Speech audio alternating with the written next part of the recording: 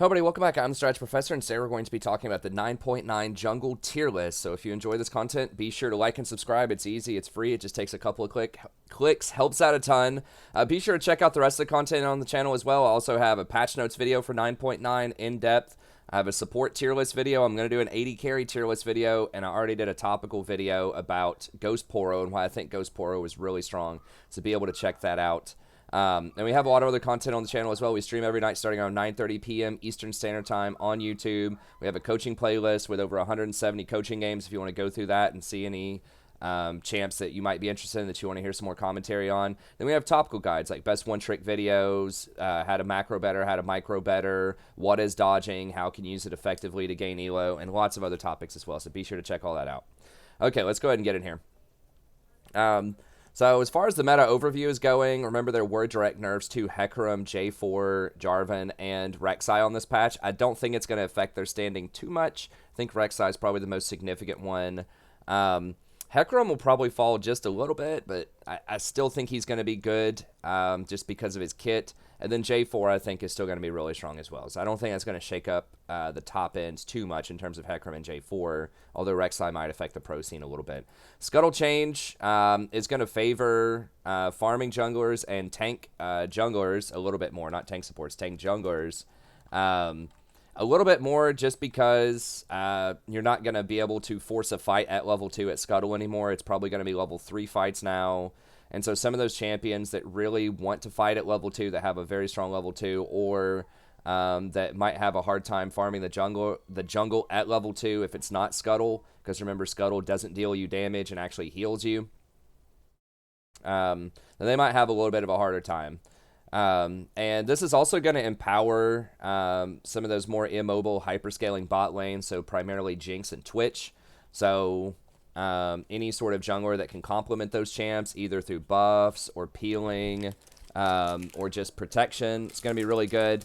And that means that enchanters are going to be some of the best supports right now, which I think is true. Aftershock also got nerfed. And so engaged supports are still going to be okay, but they're not going to be as strong as they were a couple of patches ago. And I'm thinking primarily of like your Threshes, your Pikes, your Leona, your Nautilus. Now, Nautilus did get some buffs. He is still going to be pretty strong. But I still think that enchanters are going to be kind of near the top of the pecking order right now in the bot lane. And that's reflected in kind of the win rate. Nautilus is, creeping up there, as I predicted he would. But you're still going to have a lot of your Sonas, your Namis, Janna, Lux becoming more popular, Soraka. So, it's a lot of those hard engage supports are, falling down quite a bit. We don't get another one until we get down to Thresh.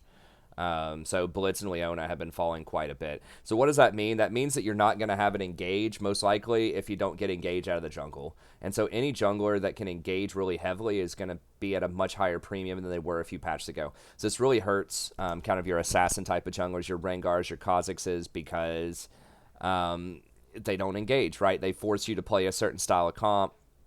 And those champs are good against the hyper carries, right? Against the Jinxes and the Twitches.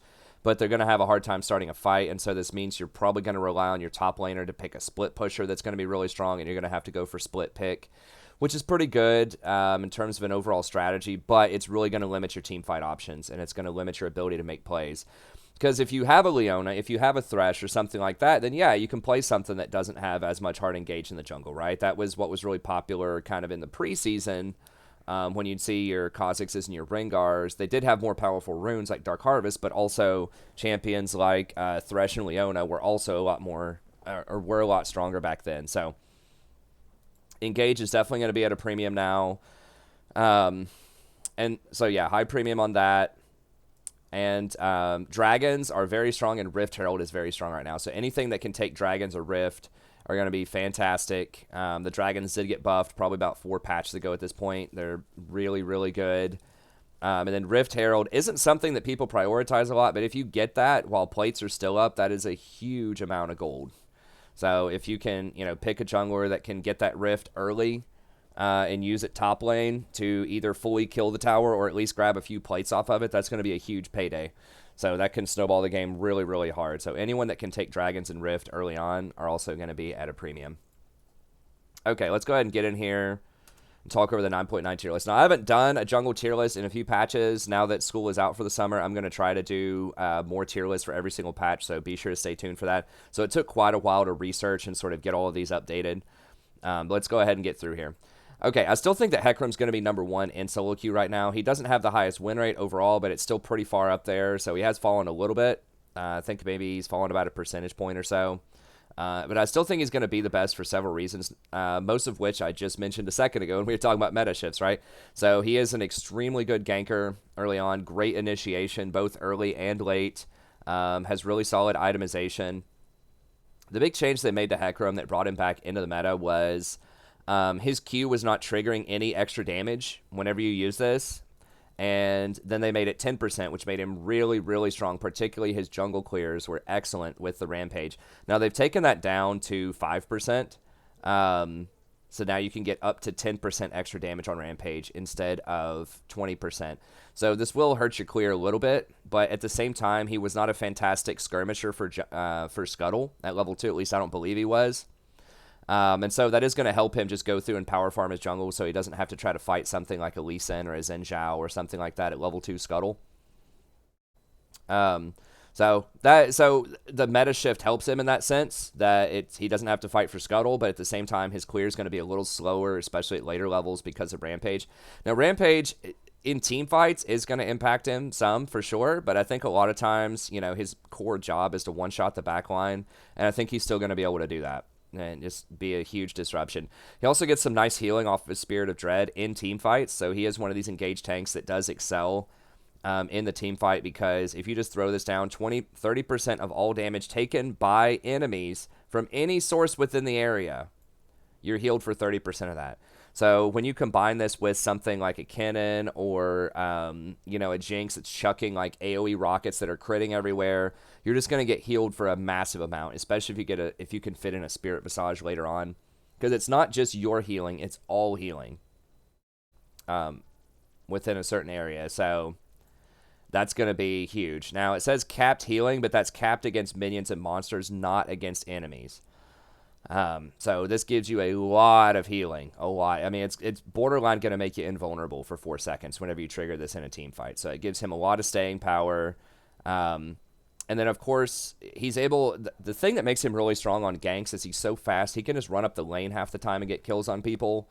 So that gets around all of the vision. If you ever have a jungler that can just run through lane, just run straight at people that's that fast, then he's going to be really, really powerful, right? Because you can't ward the enemy tower or something like that, right? You know, he's just going to be able to run up whenever. So that gives him really, really good gank priority, especially when he's level 6, when you can, you know, ult in and still have your devastating charge going and then use that charge to pull them back into your team. He's going to be really strong. So they did nerf the damage on this as well, but I still think he's going to have a lot of potential. One kind of awkward thing about Hecarim is that he needs to get Trinity Force early, which can be problematic because it's a very expensive item. And he has been going Warrior lately also instead of... I know he was going Cinderhulk for a while, but that was sort of awkward because he doesn't get a lot of health because he has to go Warrior next. Now, he can go like Spirit Visage later on, and that does stack a little bit, but he doesn't really need the help clearing from Cinderhulk, and it's a really golden efficient item. So a lot of people have moved off of that, and they've moved on to Warrior. So you just want to go Ninja Tabby, Warrior, Trinity, and then Sterix. Now, some people actually just go Skirmishers, Saber, and then go up to Trinity. And then they just skip Warrior and then pick it up later. So it's up to you what you want to do with it. It probably depends on how rich you are, but either one is probably still a decent option. You just kind of have to read the situation. And then Conquer is going to be what you take. You can stack it pretty quickly with your Q, and then Triumph, Tenacity, and Coup de Grace is good, and then Relentless Hunter and Cheap Shot. So a lot of people have kind of gone away from the Predator Hecarim, which was really popular for a while there, which gives you a ton of speed, and just gone for more of this like sustained damage in fights. So that's one thing that's kind of in the meta that's shifted, both at sort of the casual level and at the higher level here. A lot of people are going for Conquer. Now, a lot of these are top lane Hecarims, the one with teleports, so keep that in mind. But even the junglers are still doing this. And we are seeing some people take Ignite as well. Ghost is still popular in the jungles. That kind of makes up for not taking Predator. But Ignite, sometimes you see top lane just so you have more kill pressure. But by and large, as you can see, most of the time the jungler is still going to be taking Ghost. Some people are still going Predator. But I think that Conquer does give you that staying power, like I mentioned before, in fights, just so you get that extra heal, so you get that extra sustain, true damage going down. So I think he's going to be pretty good. Relentless Hunter was changed, so that's a huge buff for him as well. And then Cheap Shot. You can do Cheap Shot. You can also do the Sudden Impact is probably pretty good as well. Cheap Shot is going to give you... if you have a lot of CC on your team, so you have a lot of other people that are applying CC, applying slows and things like that, then that is going to be pretty good. But getting the extra one shot off of Sudden Impact is pretty good as well. So I think both of those are reasonable. Another option could be you could go Ghost Poro second. I've been really big on Ghost Poro, especially for support, because you can stack it so fast. You can reliably get full stack Ghost Poro as support by like 13 minutes, which is a 650 gold value. You're not going to get that as fast as a jungler, but at the same time, you can put the Ghost Poro in the enemy jungle and get really good intel on the enemy jungle. So you just put your ward in there. It's going to spot them, so you're still going to get 2 stacks off of all your normal wards. It means that you're not going to be able to get Sweeper until later. You definitely want to finish your Ghost Poro before you switch over to Sweeper. And you can even keep the Poro for later if you want to. It does give you basically 1 extra minute of vision on your wards, which is very nice. It does help out a lot with vision control. So you could go Ghost Poro. I'm not sure how fast you'd stack it as a jungler. It'd probably be a little bit slower, but I imagine you can get it almost certainly by 20 minutes, and that's still 650 gold value, and gives you a lot of like really, really useful vision if you're putting it on their camps in their jungles. So I think that's something that's definitely worth considering. A lot of people aren't doing that yet, but a lot of these games, once again, are not played on 9.9. There's definitely a decent chunk here. I guess all of these that you're seeing are on 9.9, but I think a lot of people are sleeping on Ghost Poro. I think it could be really good, but if you're not really on board with Ghost Poro, you can still go for either Cheap Shot or Sudden Impact, and both of those will be good. So yeah, I think Hecarim's still going to be near the top of the pecking order. He just has such powerful ganks early on, such powerful ganks in the mid game, both whenever he gets his ult at level 6 and whenever he completes Trinity Force. He's just really, really difficult to deal with, and snowballs very hard. If you do shut him down, though, you know, if he doesn't get a lot of kills early, then he is very squishy. He does not have a lot of defense outside of his Dread or whatever, the Spirit of Dread, which is helpful, but particularly in small skirmishes, he does not have a lot of defense. Nothing here gives him extra armor, health, magic resist, none of that. And so he's really, really squishy. And his first 2 items are both full offense, right? You got your Warrior and your Trinity. So he's not going to get his defensive items until starting at his 3rd full item after Boots. So really until like 20 minutes in the game, he's not going to start getting much defense. So he's going to be very easy to kill if you can dodge his R. So that he doesn't get the stun on you, then he can be picked off and killed. Now, you can pair him together with Lulu. I mean, he's good anyways, but with Lulu particularly, he's super strong because she's going to give him that extra speed off of her W, Whimsy in, and the shield, and then she can use her R to knock him up.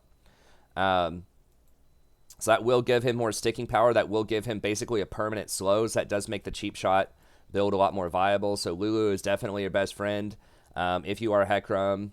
Other enchanters can be pretty strong too, but Lulu, just because that speed up, is going to be really nice. Nami's another one who's pretty good with him as well. But you don't need a special support to go with you, but that is really nice. So if you're kind of on the fence, if you're a later pick, and you see that you have something like a Lulu on your team, or just anything else that's going to speed people up, Nami, maybe a Karma. Karma's kind of rare, but anything that's going to speed people up is going to be really handy. Okay, so Hecarim's still going to be top of the pecking order. Still really good all-around champ. Okay, Master Yi. Now, Master Yi could be number 1 as well. I put Hecarim in there just because I think he's a little more consistent. He has a little more early game pressure. He can snowball harder early. But Master Yi is definitely a force to be reckoned with. And the meta has been very kind to him lately. I think he is getting some nerfs on the next patch, potentially. But as far as patch 9.9, especially if it's platinum and lower, which is what I'm looking at right now, I mean, he's unstoppable at 3 items. He is very, very difficult to kill.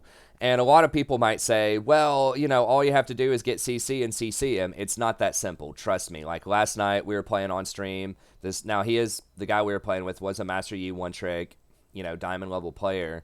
But they had a ton of CC on their team, and it just did not matter at all. You can take a Quicksilver Sash pretty comfortably if you start snowballing. and use that to get out of at least one piece of CC. Your Alpha Strike makes it deceptively very difficult to CC you, unless it's a point click. I mean, even some point clicks you can dodge. Like Nautilus's ult has a cast time on it. You can dodge it with Alpha Strike. Lulu's Polymorph has a projectile. You can dodge that. Fiddlesticks even has a slight windup. It's like a quarter of a second or something, and you can dodge his fear. So, you know, that's really skillful use of Alpha Strike with Master Yi. But even if he doesn't have that, he's going to be really strong. And you still have enchanters that can get Mikhails that can cleanse him. Morgana's still going to be pretty popular. She can put a black shield on him, which is, you know, going to make it impossible to CC him. So there's a lot of stuff out there in the meta that can help protect him against CC. And a lot of the most powerful champions being played right now don't have a ton of CC. Right? So if you look at things like, you know, Jinx and Twitch, not going to have a lot of CC. You know, Lulu's going to have some for sure. Nautilus is going to have some. So the supports will have some, as usual. Hecarim's going to have a little bit, right? But not a lot. Jarvan's going to have some, but not the kind that's going to be good against him, right? He'll just kill you, you know, if you put him in a little prison or whatever, or he can Alpha Strike out of it. So he just lines up very well against a lot of the picks right now.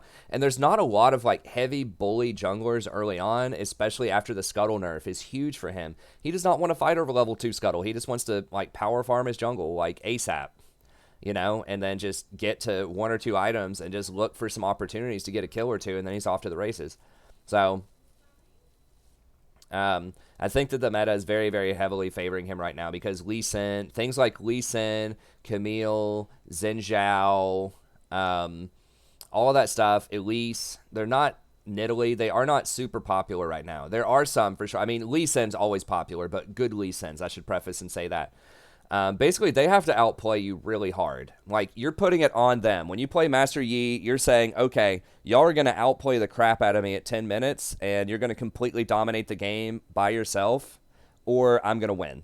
So he's just like the I win by default at 20 minutes. If the enemy team doesn't, like, completely shut you down, then you're going to win, basically. And so I think it's a lot more likely that they're not going to do that, particularly at Platinum and lower. Like, they have to get in your jungle, start taking all of your camps, just nonstop gank, get really successful ganks or counter gank what you're trying to do. It's on them to stop you. And that's somewhere I would really like to be as a player in general or as a jungler. It's just you make them outplay you. If they don't outplay you, you win, basically. And why is this? Why does he scale so well? Well, the Alpha Strike does a lot of damage. It allows you to dodge a lot of CC. And a lot of it is every 4th attack strikes twice, dealing double damage. And if you have Gensu's, then it's going to stack this even faster. So it's going to trigger this even faster. And then the second strike does apply on-hit effects. So that double strike does apply on-hit effects, which will, you know, trigger Gensu's even faster. And it can critically strike for so much. You don't usually get crit, although you can build crit on him if you want to. I have seen some high-level Yis occasionally build crit. So you've got just this insane, like, stacking buff, which is really good with a ton of attack speed, which your ult gives you. It's really good with Gensu's, because then you can potentially trigger a lot of this stuff, like, way, way faster. You have something that gives you some extra mobility and your ability to dodge any sort of CC, so that makes it really hard to lock him down. And then your basic attacks reduce Alpha Strike's cooldown by 1 second. Well, you can double strike off of this, and Gensu's, I believe, will lower this as well by 1 second. So this is going to be up pretty much all the time whenever this is going on. Meditate also gives you a heck of a lot of damage reduction. So if you do get into kind of a spicy spot and you are going to get focus fired, you can always use this. It's going to heal yourself for a decent little chunk. It's going to buy some time. So it's going to allow the rest of your team to potentially, like, help you out with heals and shields, or just do something else to get the enemy off of you. And then once you wake up out of this, then you can Alpha Strike again. And that's going to allow your other cooldowns like Alpha Strike, like Wuju style, to come off cooldown a little bit faster as well. So it's a pretty nice buff. It's great if you need to, I believe it blocks tower shots too. It reduces the amount on it. It's halved against turrets, but it still reduces some tower shots. So if you're going to take a tower shot, you know, you can use Meditate, soak one of those tower shots, then you can use Alpha Strike and Alpha Strike forces the tower to change targets. So this is something, like, he's really good at diving, and this is something that a lot of people don't really appreciate, is if you walk in, you get your auto attack, and then the tower starts attacking something else, like a cannon minion. It will stay on that cannon minion. Like, once it stays on them, it'll stay on them for a little while, right? So that's your ability to dodge one or two, potentially, tower shots off of this. So he has a lot of ways to get around tower diving.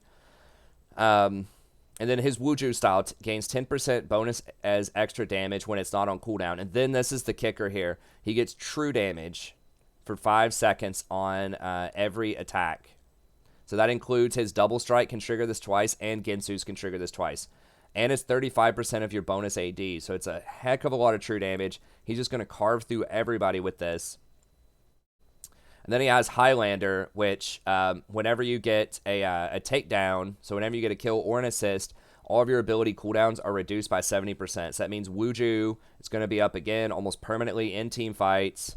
You're going to get to meditate again if you need that. Alpha Strike's going to be off cooldown. It's just tremendous. And then whenever you get a takedown, it extends for 7 seconds on Highlander. What? And you can go over the initial 7 seconds. So if you get a couple of kills and assists, this thing can be up for, like, 21 seconds or something top. It's just up constantly.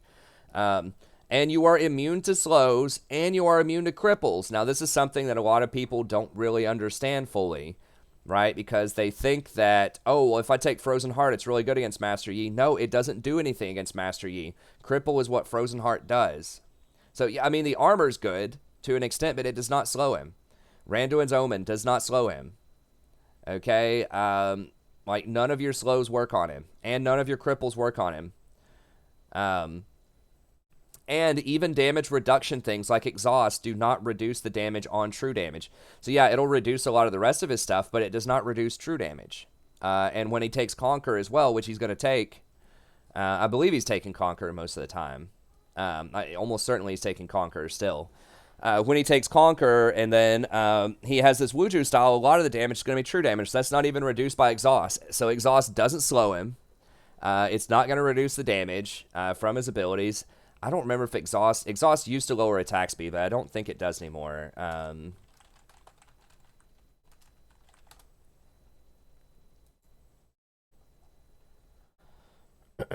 Does not reduce true damage.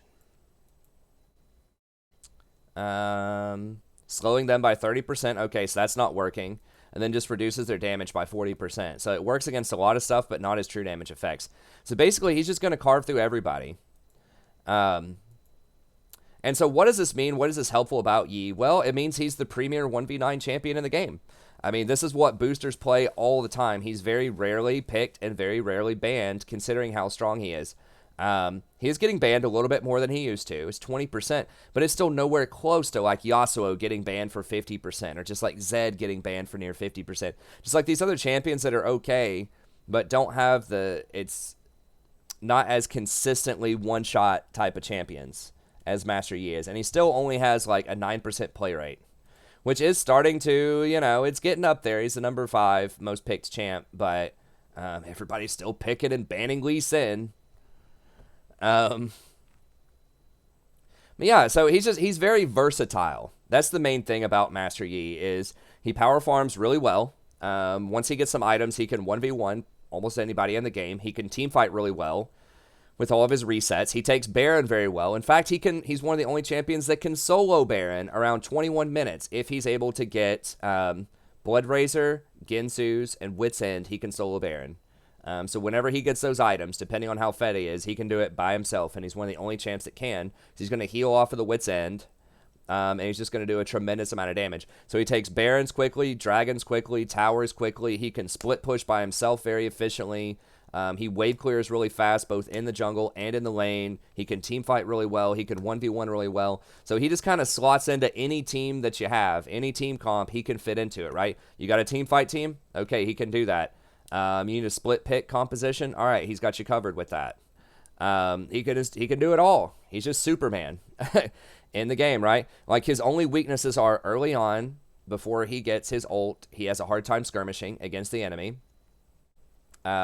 He is going to be fairly squishy, so if you do get CC'd, you can get blown up. But once again, you do have a lot of mechanics that help you out with that. You have your Alpha Strike to dodge stuff. You got your Meditate to block a lot of incoming damage, incoming burst damage.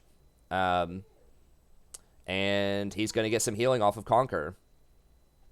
So, just very, very strong. I mean, he's who I recommended as your number one-trick champion in as far as the jungle goes, and I think that he's still going to be really good with that. And even if they nerf out some of his items, right, even if they nerf, like, Gensu's, which they are doing on the next patch, he can probably still just go critical strike and be very strong also. So there's a lot of different builds he can do. Spear of Sojin's good on him. He doesn't get that very often, but that's another item that could potentially be super powerful if you just want a ton of different alpha strikes in a fight. That can be really good, but as far as 9.9, you just go Blood Razor, gives you a lot of extra attack speed, extra on-hit damage, triggers very well with your passive, which can double proc it. Gensu's can double proc it, so that's going to be great. And then Gensu's next, and then once you get this, it's kind of off to the races. You just completely start deleting people. And then Wit's End, it just starts getting crazy after that. The Wit's End can double proc off of Gensu's. It can double proc off of your passive, so you're just triggering it all the time to do a ton of extra on-hit damage. And if for some reason you do fall below 50% health, it'll heal you up a ton, and it gives you some extra resistances against magic damage, so it makes it harder to blow you up.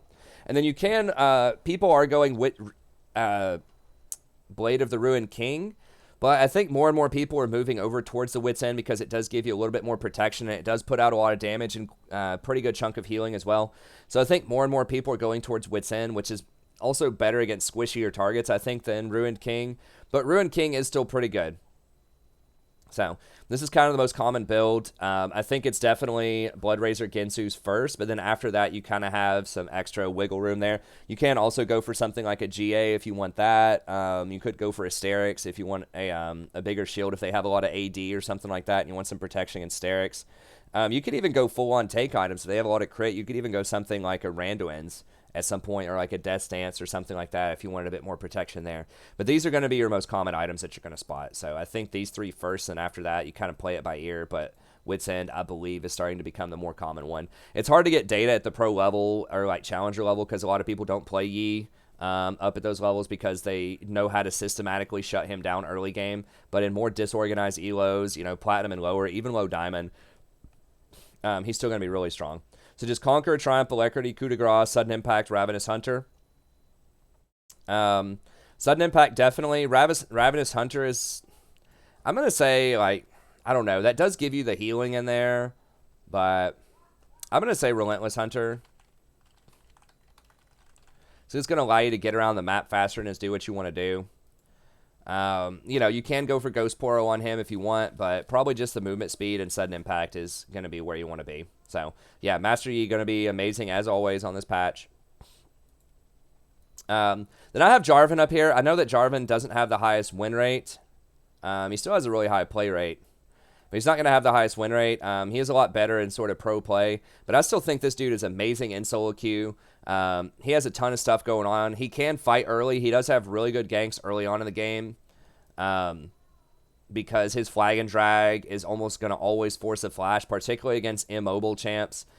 So if you're against something like a Twitch or a Jinx, Draven, something like that. Now, Draven can use his stand aside to sort of knock him out of it a little bit if the Draven's good, but you're against a Sona or a Nami or something like that, you're probably going to get this. And there's even a combination, it kind of, when you get really proficient on Jarvan, where you can connect with your flags. You can throw the flag down and then use your Q to go to it. And then while you're in midair, you can flash and hit the enemy and like force that knock up. So it's kind of weird, but once you connect with the standard, then it knocks them up no matter what, no matter where you flash. So they don't have to be in that line. So if you're really quick, if you do the flag and drag, you connect with your Q, they flash, then you can flash to follow them and still knock them up with it. So it's a really weird interaction, but you'll see pro players do that all the time. So that can be very powerful. He does pretty high burst damage, especially early on. He has really nice base stats, 570 health, 34 armor, 340 movement speed. So really good base health is going to make him very durable in the jungle. He does 8% of the target's current health on target whenever he hits them. So that's really powerful. And then it does a minimum of 20 and is capped at 400 against non-champions. So helps him out with his jungle clear a little bit, does quite a bit of initial damage to people. This ability is just ridiculous. I've talked about Jarvan a ton in the past. He was like super OP for like a year and a half. Like season 6 going into most of season 7, he was like pick ban every single patch for numerous patches. Or maybe it was season 5 into season 6. I can't remember. When they changed the runes around, he fell off a little bit because he doesn't have an amazing rune choice.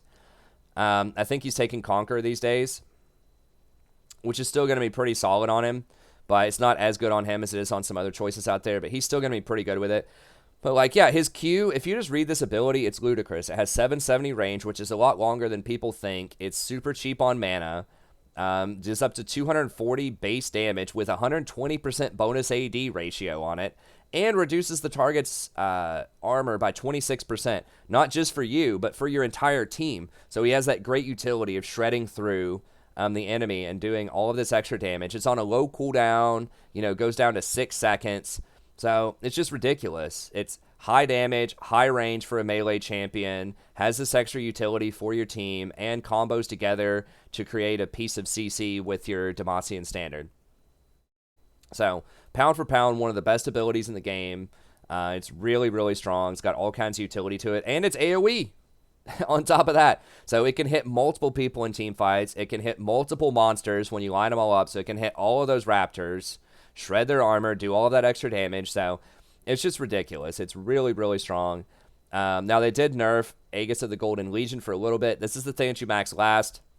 It's pretty lame overall. It's on a 12-second cooldown. It does slow people a little bit for 2 seconds, and it does give you a decent little shield, 1.5% of your max health. It used to be 2%. So, whatever. You're losing an extra 10 shield, 5 to 10 shield when you're between 1,000 and 2,000 health in the early to mid game. And it still has a base of 60, so it's going to give you a little shield, has a little slow on it. Not a big deal. Now, Demacian Standard is going to give you bonus attack speed, so that's helpful. And that attack speed deals this. It provides an aura for everybody, all allied champions. This includes you. This means that you're getting 40% bonus attack speed when you're clearing stuff, and this also does AoE damage. So when you throw this down in the middle of a Raptor pack or whatever and combine it with your Q, both of those are doing AoE damage. This is really nice for clearing the jungle. This was something that they buffed about him, I guess, a few patches ago, and this is one thing that brought him back into the meta a little bit. Another thing was he was getting out-competed by Camille at one point. Camille was just doing what he was trying to do better and earlier, and she scaled harder than he does. But now that Camille kind of got nerfed out with some of her changes a while ago, then that allowed Jarvan to step back up. And they did increase his bonus attack speed by quite a bit. So this gives everyone on your team bonus attack speed, does decent damage, and gives you personally a lot of attack speed that you can use in the jungle to help you out with your clear. So that's really strong. And then he still has Cataclysm, which 120-second cooldown, so you can use this very often. Has a really nice engage range. And if you bring all of this together, like this is 770 range, this is 650, right? So it's going to give him like over 1,400 engage range. And if you flash, that's almost 2,000 engage range. So you can engage on someone almost literally from a full screen length away with Jarvan. So he just has tremendous engage. And this form of CC is very difficult for a lot of champions to get out of because you can't run out of this. You have to have flash or you have to have some kind of dash. And champions like Ezreal and Lucian are falling off quite a bit. They're much lower in win rate than they used to be, and they're just not getting picked as much as they used to. So you're seeing a lot more things like Draven. You're seeing a lot more things like Jinx, Twitch, Sivir. These champions can't get out of this without flash.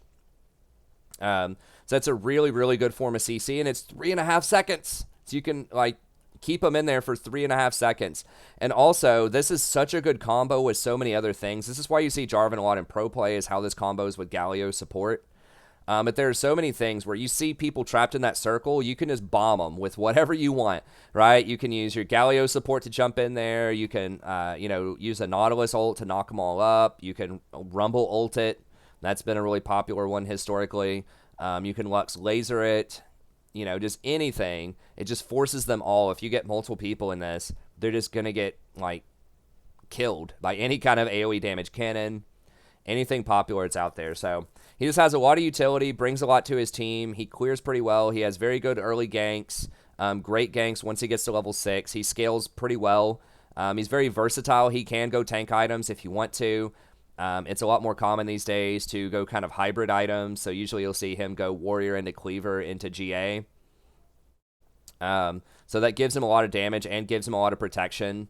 You know, the cleaver is going to give him health. It's going to give him additional armor shred on top of this armor shred. And then it's also going to give him that a little bit of extra armor and the revive off of the GA. So really great. Awesome itemization choices. And then after that, you know, you can pick. You can go more tank or you can go more damage. You know, you could go something like a Sterex, which would be the best of all worlds there. You could even go something like a Death's Dance if you wanted to. But overall, very strong champion. Lots of utility for his team in team fights. He doesn't have sort of the split push option like Master Yi does. He doesn't scale as hard as Master Yi does. And his ganks aren't quite as good as Hecarim.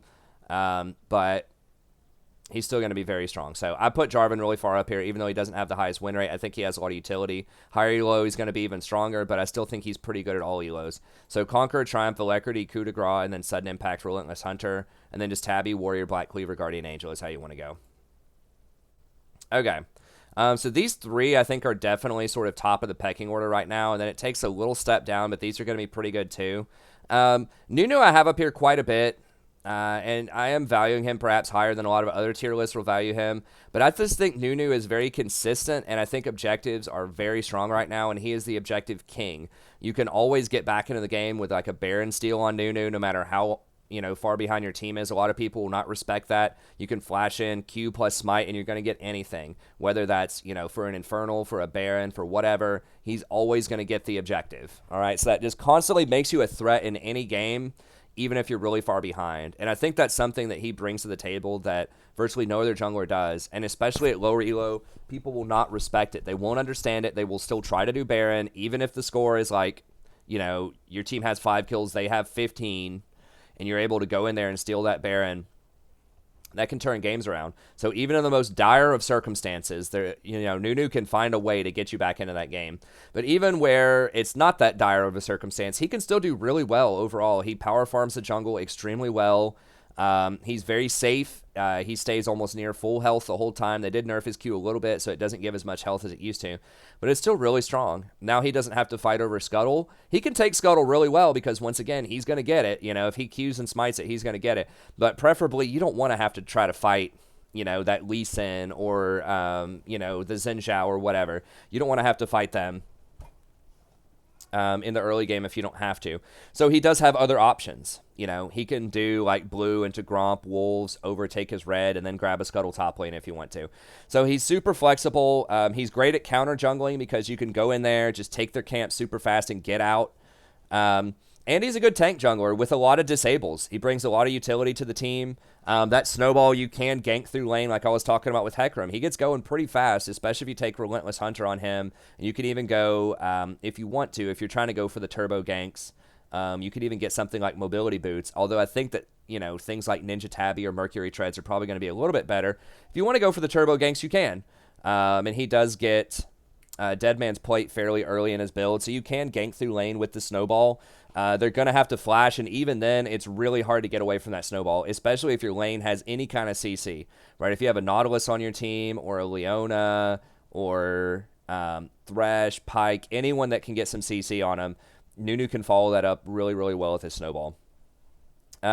With hyper carries, speaking of hyper carries, he's really good with those because he gives them extra attack speed, and he can even get some utility items that can help them out as well. So you can comfortably get something like a Knight's Vow, you know, 3rd or 4th item if you want to. That's on the table because he's naturally going to be really tanky anyways. Because he heals so much off of this consume, especially since they made this change like many patches ago where you can actually eat players to deal quite a bit of extra damage. I think it's champion damage is magic damage. I believe it's not true damage against players. Yeah, it's magic damage. But it's still going to be really solid. But people forget about this passive. Later on in the game, targets gain 20% attack speed and 10% movement speed whenever you auto-attack. His basic attack, and it gives him extra splash, blah, blah, blah. So that means you're giving a free extra 20% attack speed to that Jinx or that Twitch, and it automatically targets the person with the highest attack speed, I'm pretty sure. Call of the Freljord. prioritizing the highest attack speed. So nearest ally champ, but if it's within range, I believe it's also prioritizes the highest attack speed. So it'll almost always go on your Jinx or your Twitch or whoever in a fight. So it's just really, really handy. So he's got some nice healing. He's got this extra buff you can put on your allies. Pretty good CC with his snowball. This applies another slow. Absolute Zero applies even more slows. And does a ton of damage. If they do not knock you out of this while you're channeling this, and they've already used all their flashes and CC and stuff, you're just going to one-shot them. I mean, it's like almost 1,300 damage early on. And you don't see this build a lot, but you could comfortably go something like Font of Life and then get a an Ardent Censer as like a third or a fourth item as well, particularly if they're fairly light on damage. If they have a lot of tanks or something on their team and you've already got your your Cinder Hulk plus either Dead Man's Plate or Warmogs or something like that, Spirit Visage. If you already have a couple of those items, then you can go Ardent Censer later. He has a ton of slows, ton of stuns with Font of Life that will give a lot of extra healing. I think it heals based on your max health with Font. Is that right?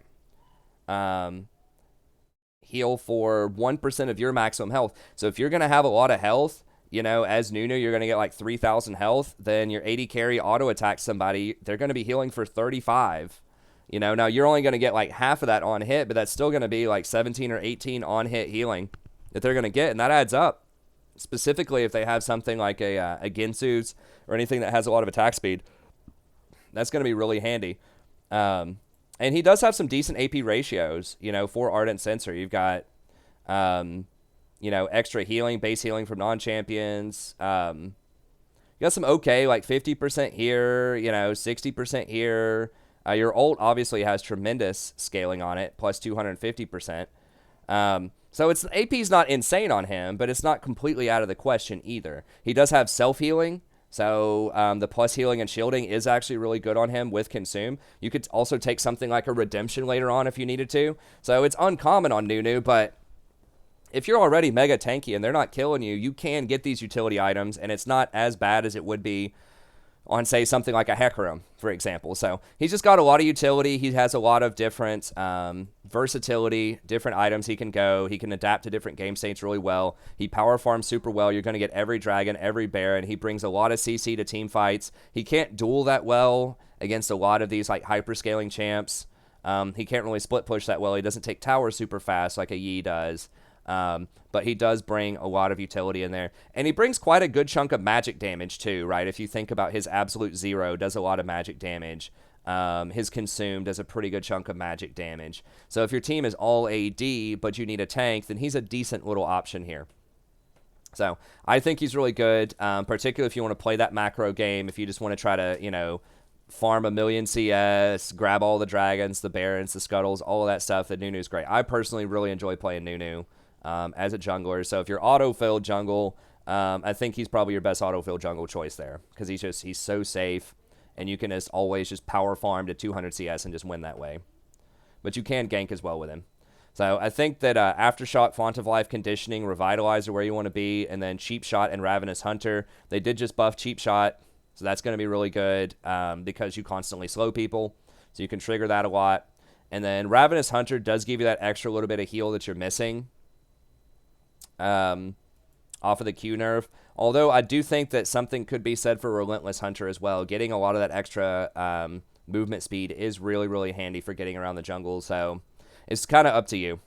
And then, usually it's Cinder Hulk into Warmogs. Then after that, it's kind of up to you. You can do, Spirit Visage, Dead Man's Plate if you want that. You can also do Spirit Visage or Dead Man's in here.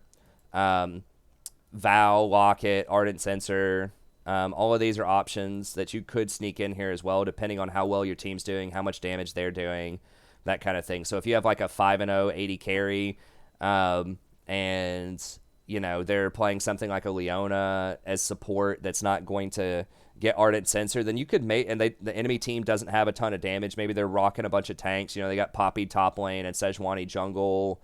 And like Morgana mid lane or something like that. Maybe you could get Ardent third. Or you could at least get something like a Knight's Vow really early to help him out as well. So you can really adapt to the game state quite a bit. He's one of the most flexible junglers out there. So I think he's very, very good. And he does have a pretty high win rate. You know, it's not as high. He used to be like 55% before they nerfed him. He's gone down a little bit, but he's still up there. He's very consistent, very simple to play. I think he's a great choice. Okay, and then we have Jax. I just had a Jax jungle video that I published yesterday, so check that out. And then special thanks to Jason for sponsoring that. If you'd like to sponsor a guide yourself, just email me at thestrategyprofessor@gmail.com. Go ahead and plug that. It's just $30. I can research and, do about a 30-minute to 1-hour guide that can help you out with any champion in the game. So just keep in mind, I am a support main, but I will do the best research and try to articulate what I think is the best way to play that champion. So if you want to see that, or if you're interested in that, just email me, strategyprofessor@gmail.com, and we can talk about it. Okay, Jax. Jax is kind of the king of low elo jungle, but... Well, aside from Yi, he's one of the royalty of low elo jungle. But he's still pretty decent as you go up as well. He's kind of like Yi in many senses. He kind of starts off pretty slow in the jungle. Yi does power farm a little bit faster than he does. Jax is still no slouch when it comes to jungle, though. Counter-Strike's going to keep him pretty healthy as he goes through when he's fighting things like the Raptors. His Empowered Strike makes him very good against single targets, so he's good at taking down the blue and the red buff, good at Gromp, good at taking dragons.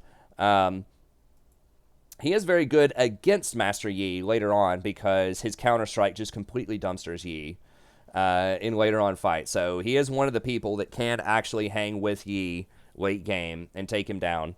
There's a lot of outplay potential there. You know, when you go in, the Master Yi could potentially, if he Alpha Strikes your stun off of Counter-Strike, you could be in trouble. You can hold this Counter-Strike up for a long time. And you get a lot of extra armor and magic resist. So it's kind of a skill matchup there, but I think that all things being equal, I think that Jax should be able to beat him later on. But he does bring a lot to the table. He obviously has hyper-scaling potential. Everyone's seen the Jax. Once he gets to 2 or 3 items, kind of like he's going to be unstoppable. He's an extremely good split pusher, very good at taking barons, dragons, towers, and an excellent duelist. Now, in team fights, it's a little bit tougher with Yi. He doesn't bring a lot of CC to the table. If you are able to get that jump in there and get your Counter-Strike, he is pretty strong. Now, one thing that has been helping him out a ton lately is the Spear of Sojin. And I was talking about this in the Yi guide. I guess I won't bring it up here. But basically what that item is whenever you activate your ult, which is on a low cooldown, 80-second cooldown on Yi, every time you auto-attack, it lowers the remaining cooldown on all of your abilities on all of your basic abilities by 2 seconds. So that means that your leap strike is pretty much always going to be up. You're just leap striking constantly. It's impossible to kite you when Spear of Sojin's active. And even your Counter-Strike is going to be up a lot. So you can hold Counter-Strike up for 2 seconds. You're probably going to be able to get off at least 3 auto attacks in there. You're going to have 40% CDR with the build. And so really your Counter-Strike is only going to be on cooldown. And I'm pretty sure the cooldown on Counter-Strike starts when you start it, not when it finishes. So it's only going to be on cooldown for like 2 seconds or something.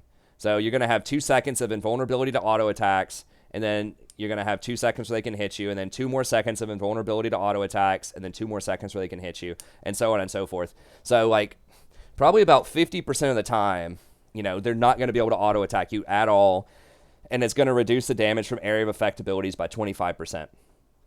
So it just gives him tremendous dueling power, especially against anything that wants to auto. So against Master Yi's out there, Xin Zhao's, any AD carry, Kindred, any sort of champion that wants to auto attack, he's going to be very, very strong.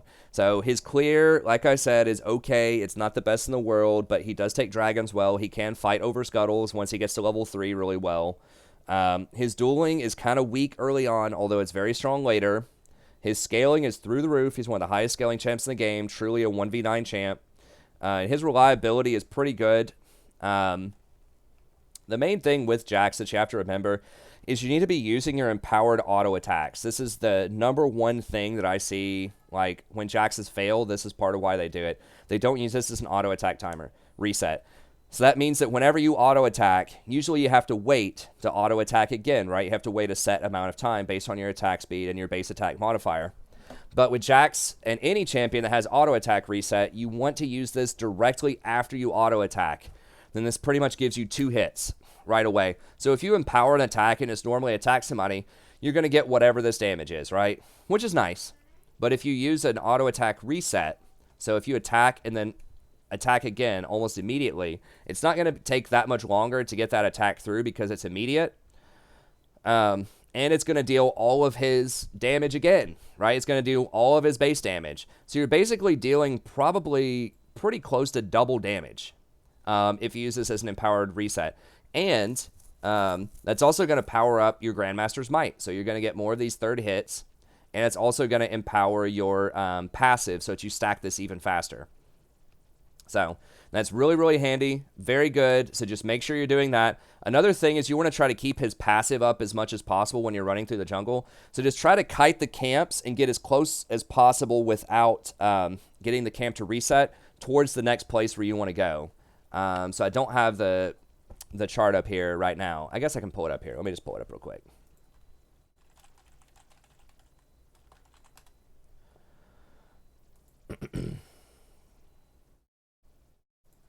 I think this is the one I was using. Yes. Okay. So, like, for example, you're pulling blue buff. If you want to pull the blue to, like, right here, and then you go over, and then you do your Gromp, you pull your Gromp to right here. So you just attack, and then keep moving back as you attack in between your auto attack animations.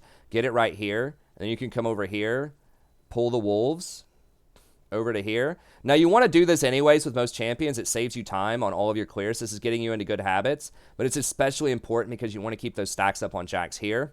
And then one thing you can do is, like, after you kill that, you can run over here, ward this wall, and then weep strike the raptor here if you save your 1 minute ward from early on. And that will allow you to keep some stacks. Now, you're going to lose your vision, though, but you don't need the vision on Scuttle as much early on because it's not going to spawn until 3:15 anyways. So that is an option that's on the table. So just try to do that as much as possible. Anywhere you can see little efficiencies, you know, like kite your raptors to here, kill them all, do red, you know, kite your red to here, do them all, go over this. Or if you do have your 1 minute ward here, you can kite the red to here, ward over, jump it, and go to here. So as, you know, the more you can keep those passive stacks up, the better it's going to be. So, very strong champion. Press the attack is where you want to be. He does trigger this really quickly. You can do Conquer with Jax if you want, but you do have pretty high burst damage. One final thing that I will mention is if you're going to go gank, try to have this set up to where your very first hit is going to be the Grandmaster's Might. So, prep this up on like a jungle camp. You know, attack it twice, and then it holds that third attack. There's no timer on it, I don't believe. And so your next attack, no matter what, is going to do this bonus damage. So then whenever you Weep Strike in, you do this automatically. So you Weep Strike, auto attack, it's going to trigger it, reset your auto attack with Empower, and then it's just going to be a couple more auto attacks, and you get your Grandmaster's Might. So that's just a little thing to notice, but that's really handy to do. So I think that's why a lot of people take PTA on Jax, press the attack, is just because he does a lot of magic damage and physical damage. It improves both of those by a lot. And it gives you a much higher amount of burst damage. And he can do a lot of burst with the Leap Strike, plus if you're prepping that Grandmaster's Might that I mentioned before, and you're getting that auto attack reset, and you have a Trinity Force proc, it'll just delete somebody. Like a squishy target, they're going to take like 800 damage, you know, in like less than a second when you jump on them. And it'll catch a lot of people off guard. So I think that's why PTA is there, just so that you burst targets out as fast as possible. And then sudden impact, whenever you jump, it's going to give you magic penetration and armor penetration, really good because he does a lot of magic and physical damage. And then Ravenous Hunter is going to give you some healing. I still think Relentless Hunter is another option that's on there. So it just kind of depends on how much you want that healing. He does do quite a bit of ability damage later, but I still think Relentless on him. It's just so much out of combat movement speed. It just allows you to zip around the map so much faster. So that's probably where I would go with it. And then just press the attack, triumph, alacrity, coup de grace, the standard there. The Ninja Tabby is usually where you want to be. Actually, no, I think that Merc Treads, because you're already going to be good against most physical damage dealers because you have the auto attack blocks off of your evasion. But if you get Chain CC'd, that can be a huge problem. So Mercury Treads gives you magic resist, and it also gives you the tenacity, which is really handy. and then just Blood Razor, Trinity, and then Spear of Sojin is where you want to be. Now, his items are very expensive, so you do need to really get a lot of farm or get some kills early to get going, but once you get going, it is very, very strong. One of the highest scaling champs in the game by far. Very slot efficient. You're able to fit a lot of gold into single slots. So yeah, I think he's going to be really solid now, and he sort of rounds out our top 5. So all of these champs are very good, fairly different in purpose. A lot of them have really nice utility for their teams. I mean, Master Yi and Jax are kind of your 1v9 champs, but your Hecarim's kind of your early game, like, super ganker that snowballs very hard into the late game, your best diver. And then Jarvan and Nunu are kind of your utility picks. And then, yeah, Jax and Yi, your 1v9 champs. Okay, so these are also really good down here. Maybe a little bit lower than these top 5 here, but certainly going to be very respectable. I think that Sejuani doesn't get enough love here, and I'm going to go through these a lot faster. I just want to spend most of my time on the top 5, but Sejuani did get some buffs recently. She's very good. She doesn't have to fight over Scuttle now. She has a ton of CC. She's right up there with Nunu in terms of, like, really good utility, although she has much better engage than Nunu does. So she's going to be your best hybrid of utility, team fighting, and engage out there, and she's really tanky as well with her passive. So this does a lot more damage than it used to. I think they buffed this up to do 6% of max health. I thought she was really going to take off last patch, but now that you don't have to fight over Scuttle at level 2 anymore, she should definitely start climbing up in win rate quite a lot. Expect to see her in pro play on patch 9.10.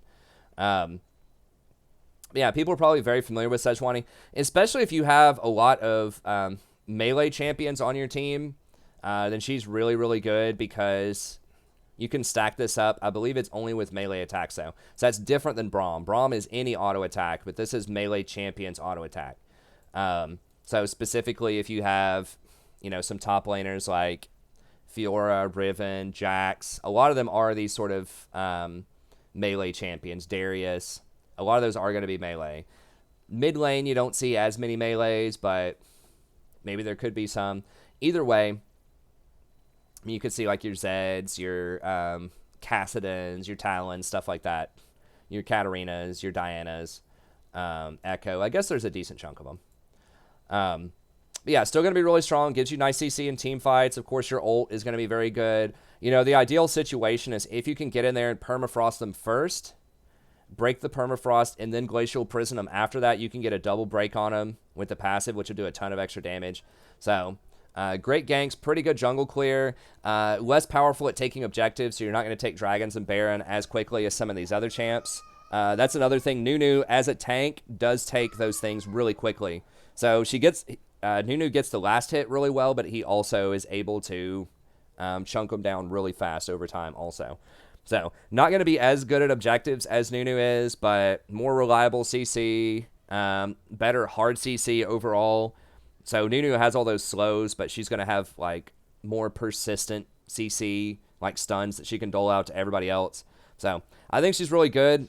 She does pretty respectable damage, pretty good against other tanks, like very heavy CC, difficult to kill. So, she's an excellent frontliner, and historically, she's been the premier tank out of the jungle. So, I think that she's going to reprise that role pretty soon and serve as the best kind of like hard tank.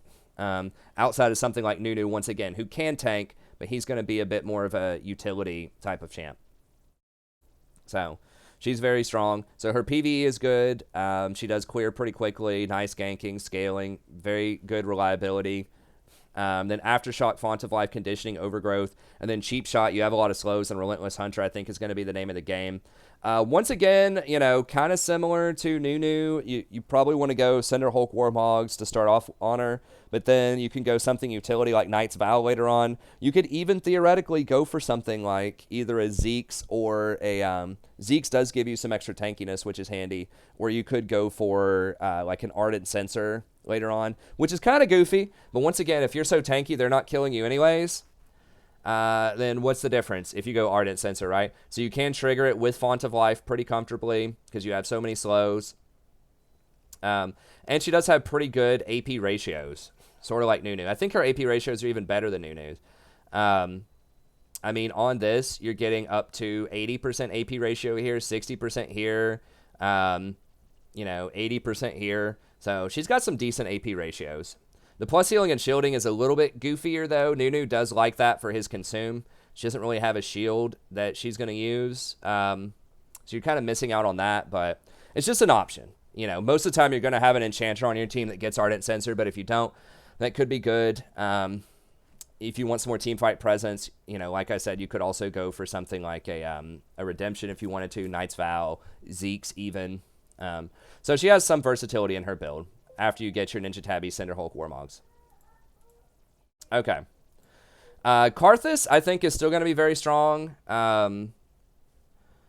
He did get what I think is a substantial buff. Now, a lot of people aren't running this on Karthus, but the Ultimate Hunter just got buffed huge. You got an extra 5% on Ulti Hunter. So I think that's still going to be really good. Just Dark Harvest, Taste of Blood, Eyeball Collection, Ulti Hunter. Now, I think Ghost Poro, actually, I'm really high on Ghost Poro. I think you can stack it much faster. Now, on Karthus, it's a little bit different because you are going to get a lot of kills and assists, but you have to have 10 kills and assists in order to stack up Eyeball Collection. So it's like, are you going to get 10 kills and assists, or, so what's going to be faster? 10 kills and assists is what you need to ask yourself, or laying down a ward that when it turns into a Ghost Poro is going to spot somebody. That, you know, if you're spotting people with Ghost Poro, you can have it stacked up in 5 wards. And I think that, now that's only for your normal 1-minute wards, right?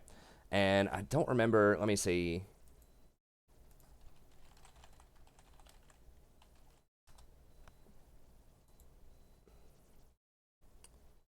I'm trying to remember the cooldown on the ward. 60 to 90 seconds. Or no, that's that one.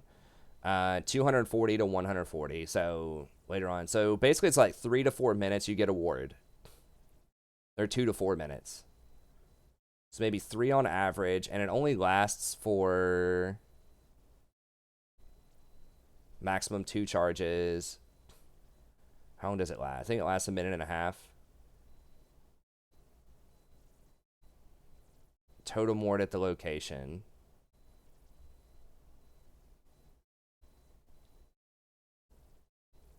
It's not saying.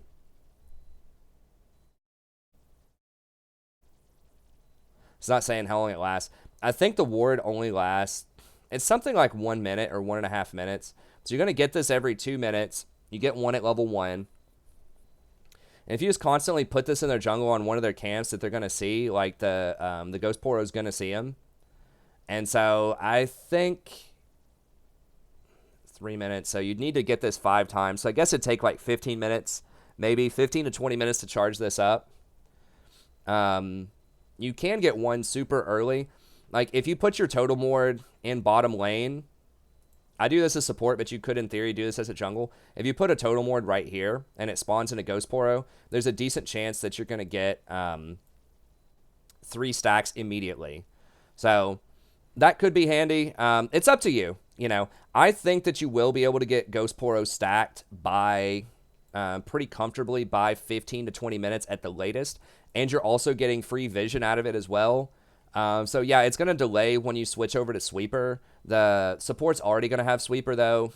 And later in the game, you could even hold on to Ghost Poro if you wanted to. And it can give you like some pretty decent like extra vision. I mean, vision is really good in solo queue. It's everywhere, but especially in solo queue because not a lot of people are going to get it. So you could just hold on to your wards if you wanted to. But even if you do want to get a Sweeper later, if you just wait until like 15 to 20 minutes to get your Sweeper, you could convert that over to Ghost Poro. So, and he scales really well off of AP. So, I don't know. I think Ghost Poro is where I would be. I think you'll get it stacked up about as fast as Eyeball Collection, but it actually does something extra in addition to that by giving you extra vision. So, I'm really big on Ghost Poro. I think it's huge. And then just Presence of Mind and Coup de Grace. So his Q did get nerfed a while ago, but if you need an AP option in the jungle, if you already have pretty good engage in the rest of your team, or you're just looking to scale up, he can be very good. Now, the fact that he doesn't have to fight over Scuttle is huge now. So especially if you're against another power farm jungler, if you're against like a Nunu or a Udyr. Now, Udyr can invade you and potentially kill you, but if you're against some other of these power farm junglers, then he can be really good. Now, there are more answers to him than there used to be in the past. Enchanters are usually going to have shields and heals, and they're going to usually take redemption. So the meta has shifted, you know, to where it's more difficult as Karthus. You know, Phantom Dancer does have that. It's very popular on a lot of AD carries right now. It does have that shield that's going to protect him a little bit. Wit's End is another popular item on several champions. That gives a lot of extra magic resist. Locket is still out there. Tank junglers can get Locket, you know, it's like third or fourth item potentially to help their team out. So, you know, there are more answers out there than there were when he was running wild in the preseason. Dark Harvest has been nerfed, but I still think he's going to be pretty good. He is still getting played at higher levels of play, and he does still have a pretty high win rate up there. And those are places where people are going to be trying to shut him down, right? They're going to be all over him, trying to stop him from doing his thing in the jungle. Look, like Lee Sin, Evelynn, you know, Jarvan, Rek'Sai, and he's still dominating. So I think that he's definitely a sleeper. He could be tier 1. It's just like if your team gets completely bulldozed and run over in the early game, then it could be a problem because you can't really gank that well. But he's still going to be really, really strong. So if you want to take him, that's what I would recommend. And then just Sork Boots, Runic Echoes, Oblivion Orb, and a Death Cap. I would not complete to Morello unless you absolutely have to have that healing reduction. Otherwise, I just wouldn't do it. He can be good. You can just skip Oblivion Orb and just go straight to Death Cap if you're rich. But yeah, just maximum AP, maximum damage, especially because you're going to get Death Cap in this build. I think that, like, I would take something like Ghost Poro. You have to take either Ghost Poro or Eyeball Collection. Like I said, I favor Ghost Poro, but either one's probably fine. Okay, and then the next one's a lot faster because I don't want this to be too long. Vi, still going to be very strong. Aftershock, very good on her. Her shield is stronger than it used to be. They did buff up her shield so that it gives her a lot more protection when she goes in. And then now you can get things comfortably like a Sterix, which is still going to be pretty good as well. So just Warrior, Trinity, Sterix. One big thing that a lot of people didn't talk about a lot is whenever she goes in, she knocks everyone aside 350 range now. That's really annoying. It makes it a lot harder to peel off your AD carry when it knocks people back that far. I did not used to knock that far. And it does pretty good damage, too. So if you run towards that back line, everyone that you're hitting on the way is going to take the same damage. And it basically stuns them for a second, 0.75. So that can make it really difficult to peel with Janna because they're already going to be on top of her. And it's like going to make it very difficult to get close enough to peel her back. So that was a big change. This does quite a bit of AoE damage in fights. If you just run straight to that back line, knock everyone aside, it's going to stun everyone on the team for, you know, almost a second and do quite a bit of damage to them. So that's really nice. And then the Denting Blows is very good. Physical damage. They have 20% reduced armor. So once again, that's not just for you, like Jarvan. That's your entire team is going to be doing extra damage. And this could apply Denting Blows to everybody. If you're using the excessive force to do damage behind people. So she has a lot of potential there, a lot of burst damage. Everybody knows that, but now she's even tankier than she was before with the Aftershock and the higher shield damage, and your ability to take something like a Sterix early on is going to make her very difficult to deal with. So this really good ganks, really good wave clear. I think they made her Q do extra damage to minions. I believe it used to do 50% reduced damage. Now it's only 25%. Or maybe it's no percent reduced damage. So she has really nice clear, really good power farming. Okay at objectives, not insane. It's all right, though. The excessive force, or this thing right here, does do an extra 300 damage to minions. So that can be pretty good. Which you're pretty much taking her for like hard engage, evaporate the backline.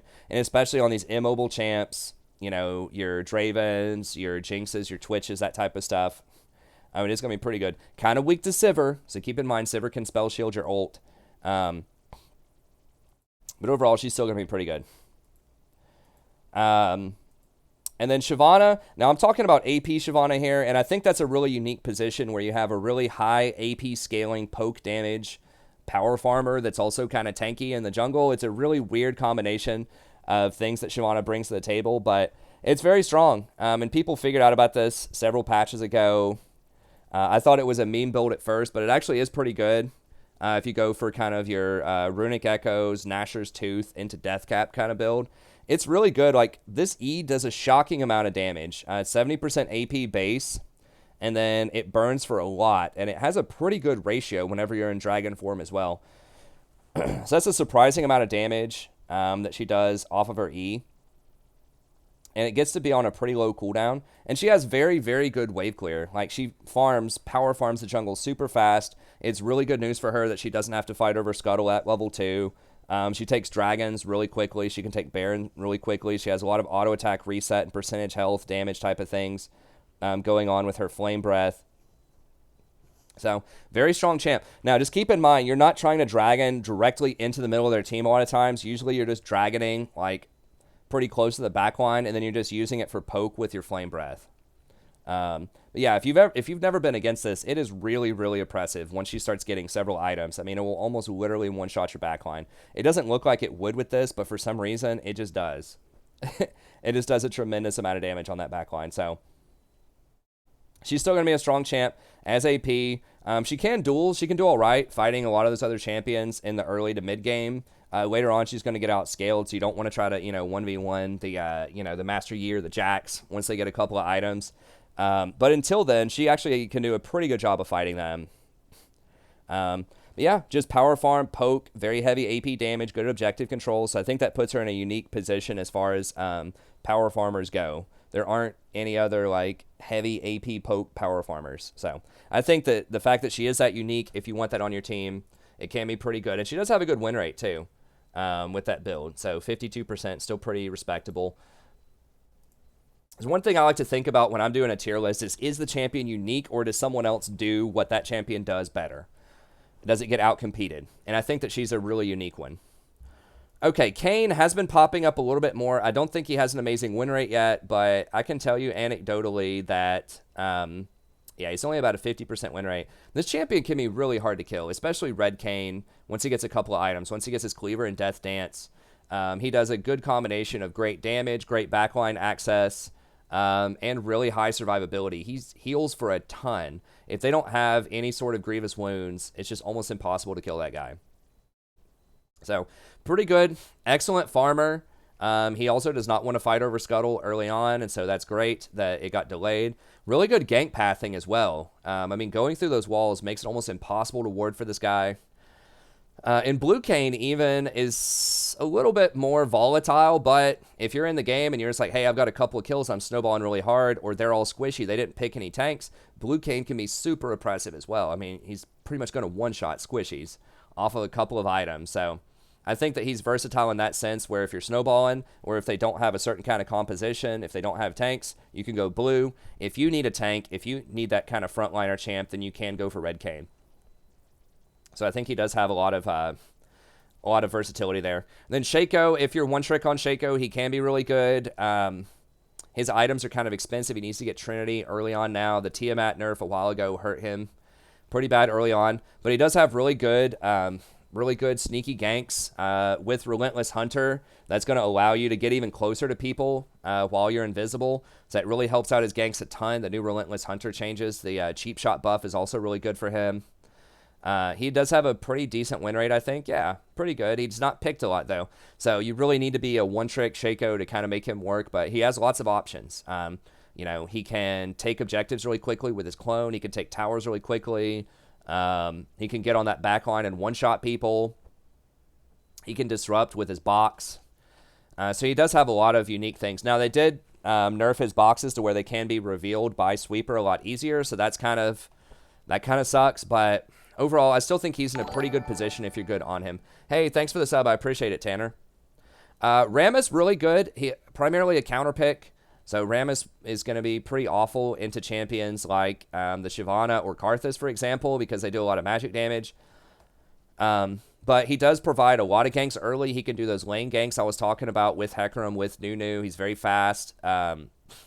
He does not like to fight over Scuttle, so that's good. They did buff Cinderhulk fairly recently, so that's handy on him. He can be disrupted, so against things like Janna or any other peeler type of support, he's going to have a hard time. He doesn't scale particularly well. He just kind of sits there and taunts and just sort of tries to disrupt. But, once his power ball is down, he really doesn't do a lot other than walk around most of the time. So he is very good for ganking early on if you can get people ahead. And he is he takes a while to kill early on. It's just he doesn't have as much disruption as some of the other champions out there. But he can be all right. Now, Rek'Sai, if you're a challenger, Rek'Sai is still probably pretty good.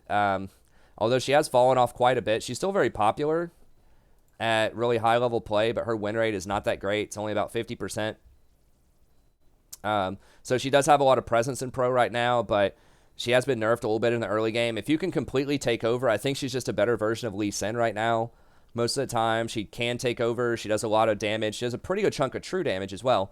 So she's pretty good, but you really need to dominate early. You really have to take over because you're going to get outscaled later on, kited, peeled, all that stuff. Ivern is another champ who has a pretty good win rate right now. Clocking in at 52%. If you don't have an enchanter, he's great. If you already have an enchanter on your team, it's a problem because you're going to want to take Ardent Censer and Redemption, and if there's already an Ardent Censer and Redemption on the on your ally, you're going to lose a lot of your power. So it's great that he doesn't have to fight over Scuttle. He has very creative pathing. He can pretty much take anything in any order that he wants. He can counter jungle freely whenever he has Smite, just basically instantly take their camps. So he's an excellent sort of tactician type of champion, right? If you're really good at pathing and predicting the enemy jungler, he's great. Then he scales really hard into the late game, just like an enchanter does, because his shields are going to get really big with AP. Of course, he's going to be taking the standard enchanter things like Ardent Censer, Athene's Redemption. All of this provides a lot of utility for your team. He's got pretty good disruption between his Q and Daisy and the slow that pops off of his shield. It's going to be great. You just got to have a little help. You know, you got to have someone else that can engage. You got to have, another tank on your team. And so if your bot lane is going something like Nautilus, who's really popular right now, fantastic. Great combination with Ivern. Or even something like Thresh, Pyke, Leona. Or if your top lane's running something like Hecarim or Malachi or, Mundo or something like that, he could be pretty good. So I wouldn't blind pick him, but if you have a good idea that your team's going to have some kind of engage and that they're going to have some kind of tank, then he's great. The number one thing is don't pair him with an enchanter if you can help it. You can still make it work. It's just you're going to lose a lot of your effectiveness doing that. Then finally, Kindred. Kindred is one of the best, really high elo hyper carry type of champs. So if you want to master a champ, Kindred is a great choice. She does have pretty versatile build paths historically. They did just nerf her a little bit.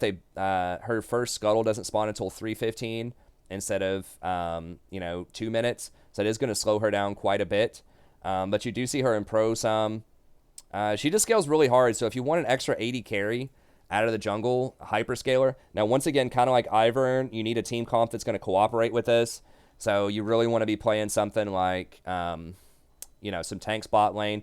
Galio is surprisingly pretty good with Kindred because you can start a fight, do the Kindred ultimate, and then right when the Kindred ultimate's going to expire, you can have the Galio ult come down and knock everyone up. So then they have to choose. Do they want to pop out of the Kindred ult and potentially die and not get the heal? Or do they want to try to stay in there, get the heal, and then get knocked up by Galio and killed? So that creates some really tough situations for a lot of enemies. There's a lot of interesting combinations with her, too. You can use Janna to blow people out of the ult. Similar effect. If she's in the middle of it, you wait until it's about to finish. Then you blow all the enemies out with the Janna ult.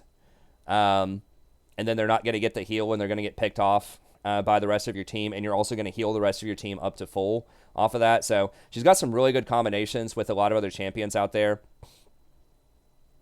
With Tahm Kench, if you play Tahm Kench, you can eat them, pull them out, and then spit them out of the circle. Just anything that has a displace where you can push them out of the circle is going to be powerful. But she scales really well. She does a lot of damage early on. She can skirmish with people pretty well. Because she's an AD carry, she can take towers really quickly. She can take objectives quickly. It's like reading a novel trying to figure out how to chain together all of her abilities. I don't have time to explain them all right now. But if you learn how to play her, if you learn how to master her, she can be very, very good at skirmishing and team fights. She has that utility on her ult, which kind of feels weird on her kit, but it does provide a lot of protection against these all-in teams. So like Kennon's trying to ult your team, or Rumble's dropping an ult, or J4's dunking your AD carry or whatever. You can use this Lamb's Respite to protect against a lot of that all-in pressure. So that gives her a lot of very, very unique qualities to her. And a lot of these, like I said, super high-end junglers are good at Kindred. And specifically some of the one tricks like Forest Within and things like that. So not for everybody, but I think definitely worth mentioning that she's very good if you practice her in some situations. Okay, a couple of final honorable mentions, and that's going to be it. Wow, this video is way longer than I thought, but I haven't done a jungle tier list in a while, so I just wanted to catch everyone up to speed on what's been going on the last few patches. Couple Couple of ones that I don't mention that could be good. Amumu, I'm biased against Amumu. I hate that champion. I'll be honest with you. He has such an extremely weak early game. He can be bullied very hard. His scaling is okay, but it's very limited. If you want to play that type of thing where you're just going to completely not do anything for the first 16 minutes, or for the first 6 levels rather, like, there are so many more champions I'd rather play. I'd rather play Master Yi. I'd rather play Shyvana, Nunu, Udyr, anybody that's just going to sit there and power farm the jungle. He's okay at farming the jungle, but there are so many champions that are way better at it, have way better ganks, way better scaling. He is, like, in a team comp where you have a lot of AP, where you can leverage his passive, where that extra, magic damage, getting converted true damage is good. Yes, he's okay, right? So if you're landing that bandage and you've got an Amumu, or you've got a Lux on your team, or a Rumble, or, just something like that, Kennen, then yeah, he can fit into that comp. But I think at the same time, other champs could also fit into that comp and be very good, like Jarvan, like Sejuani. Like, there are so many other, like, team fighting initiation champs. They're just going to be way more reliable than Amumu. It's pretty much you have to hit this very slender bandage toss to get in there. And if you miss it, or if they flash it, or whatever, then you got nothing, right? You can maybe flash ult him or something, but he's just really outdated. He desperately needs a rework. Like, his E is just, it just feels so gross to play. I mean, I have seen him, like, do all right, like I said, in some games. If you are going to play him for some reason, you just really love him, go for the AP build, okay? Then at least you'll one-shot people whenever you land stuff. So go for the AP build. I just really think that the Cinder Hulk, Abyssal Mass type of stuff, he does have a really high win rate, and it's very difficult to argue against statistics. Maybe I just always see all of the bad ones. Obviously, he's not being played in, like, high-level play. The lower the rank goes, the better he's going to get, because it's going to be more likely you're going to hit that bandage toss. I just feel like he's extremely anemic to me. But he does have a high win rate, so I know I'm going against math here, and that's usually not a good thing to do. But at the same time, I just think you're going to have better options with different champs. Even if you're auto-filled, like, I just go Nunu. I think Nunu's just going to be better. He's going to have similar levels of disruption in team fights, but he's just going to be much better. Nunu can do stuff early if you want to. Like, you can go take objectives, dragons. You could even gank with his snowball. His snowball's pretty good gank. So I don't know. I would pick some different champs. Udyr is another one where it's like, Udyr does power farm really well. He does have a high win rate. It's just, he has to split push. He cannot team fight. He's just awful. He gets kited all over the place. He has to skirmish, or he has to split push, which is okay. But if you're playing Udyr really well, you need to be invading. If you're against somebody where you can bully them out, if you're against an Amumu, or just some of these other champs that can't fight you, like Master Yi early on, like, you need to go over there and just pound them in their jungle. But that means you need to be very aware of the lanes. Your lanes need to have high priority, or you need to be ready to get out of there as well. So you have to have just really good macro sense to use Udyr correctly, but he can be very strong if you do that, because he is very good at dueling. He's a power farmer who can also duel extremely well early on, and there aren't many other champions that are like that, but he does fall off later in the game. He's pretty good at 1v1 dueling at all stages of the game. He's probably not going to beat Jax, but or Master Yi. Like, I mean, if he gets that stun and just, like, bursts Master Yi, maybe, but he just has a lot more limited options. Yeah, I feel like he's a very, you can 1v9 it, but he's a very selfish kind of pick. He brings, like, no utility to your team. He doesn't engage very well. He doesn't team fight particularly well. He doesn't have any buffs for your team. It's just strictly, like, looking for solo kills and split pushing, pretty much. But that can work. It can work, but just a little bit riskier. Xin Zhao's pretty much, I'm not even going to talk about the rest of these that much. I'll just say Lee Sin, I think, if you take over the game early, he can be good. The Scuttle nerf hurts him a lot, but he's okay. Nocturne, you can power farm, get access to that backline, so Nocturne can still be pretty good because he does have that easy backline access. Rengar, if you're really good on Rengar, he can be extremely strong, but you need to practice him. But Rengar is a one-trick champion that definitely can still excel. Evelynn, similar case. If you're good on Evelynn, you can make her work. A lot of these are kind of one-trick specialty champs, like your Evelynn, your Rengars, your Kha'Zixes. If you're very proficient on these champs, they can win. It's just going to be a bit harder because you have to snowball. And if you don't snowball, you lose. And I really don't like those types of champs that much, right? I'd much rather be on the champ, like I said earlier, where if everything else is going even, you're probably going to win. So, anyways, that's going to be it. Thank you very much. Hope you enjoyed this. If you did, be sure to like and subscribe. Check out the other tier list, the support tier list, the patch notes tier list. Usually mine don't go this long, but I hadn't talked about it in a while, so I kind of went overboard a little bit on it. But I'll try to keep the rest of the tier list to an hour or less. But that's going to be it. Thank you very much. Have a good day, and I'll see you next time.